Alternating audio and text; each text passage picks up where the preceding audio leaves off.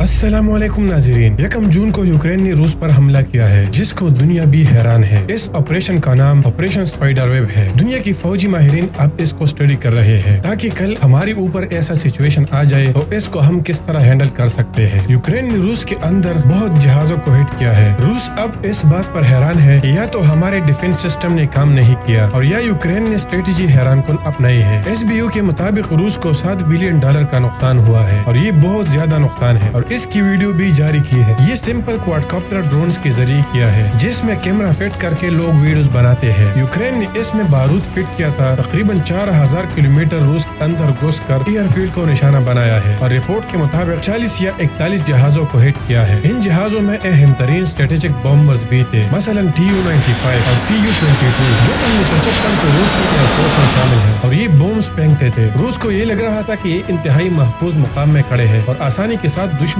यहाँ तक नहीं पहुँच सकता। यूक्रेन ने वहाँ घुसकर इन जहाजों समेत 40 को तबाह कर दिया और इनकी वीडियो भी बनाई। अब यूक्रेन इस हमले में कैसे कामयाब हुआ? वर्ल्ड डिफेंस में एक लफ्ज होता है जिसको हम स्ट्रेटेजिक डेप्थ कहते हैं, मतलब कि किसी मुल्क का रकबा या इहाता कितना बड़ा और वसी है कि वो अपना असलहा और जहाज एक ऐसी जगह रख सके कि दुश्मन वहाँ पहुँच न सके। इसको पाकिस्तान और भारत के नक्शे से थोड़ा समझते हैं। पाकिस्तान के नक्शे को अगर देखा जाए तो इस साइड पाकिस्तान का स्ट्रेटेजिक डेप्थ कम है और इस साइड ज्यादा है। अगर भारत को देखा जाए तो वो दोनों साइड से स्ट्रेटेजिक डेप्थ में बराबर है। मतलब पाकिस्तान अगर कोई मिसाइल वगैरह इस जगह रख ले तो दुश्मन कितना आसानी या मुश्किल से इसको निशाना बना सकता है। अब अगर रूस के स्ट्रेटेजिक डेप्थ को देखा जाए तो इसका स्ट्रेटेजिक डेप्थ काफी ज्यादा है और इससे बड़ा मुल्क दुनिया में नहीं है। यूक्रेन का स्ट्रेटेजिक डेप्थ रूस के मुकाबले में बहुत कम है। अब रूस के स्ट्रेटेजिक डेप्थ को पहुंचने के लिए यूक्रेन के साथ मगरबी यूरोप मदद कर रही थी। ATACMS आर्मी टैक्टिकल मिसाइल ये अमेरिका ने यूक्रेन को दिए थे और साथ ये भी बताया था कि आप इसको अभी इस्तेमाल नहीं कर सकते। लेकिन जो बाइडन के इलेक्शन हारने के बाद उसको पता चला कि ट्रम्प प्यूटन का हामी है, तो उसने यूक्रेन को इस्तेमाल करने की इजाजत दे दी। इस तरह यूके ने स्टॉर्म शैडो मिसाइल यूक्रेन को दिया था, जिसका रेंज 250 किलोमीटर है। इस तरह जर्मनी ने टॉरस मिसाइल दिया था, क्योंकि रूस मिसाइल और जहाज से यूक्रेन पर हमला करता था और वो जहाज रूस के अंदर हजारों किलोमीटर के फासले पर खड़े थे और यूक्रेन के बस में नहीं था कि उनको टारगेट कर सके। अब इन क्रूज मिसाइल का रेंज भी इतना नहीं है कि रूस के अंदर हजारों किलोमीटर घुसकर कार्रवाई कर सके। दूसरी बात यह कि रूस का S-400 सिस्टम भी इतना बेकार नहीं है कि इन मिसाइल को कैप्चर न कर सके। तो इसके लिए यूक्रेन ने एक प्लान तैयार किया था और स्मगलिंग से काम लिया।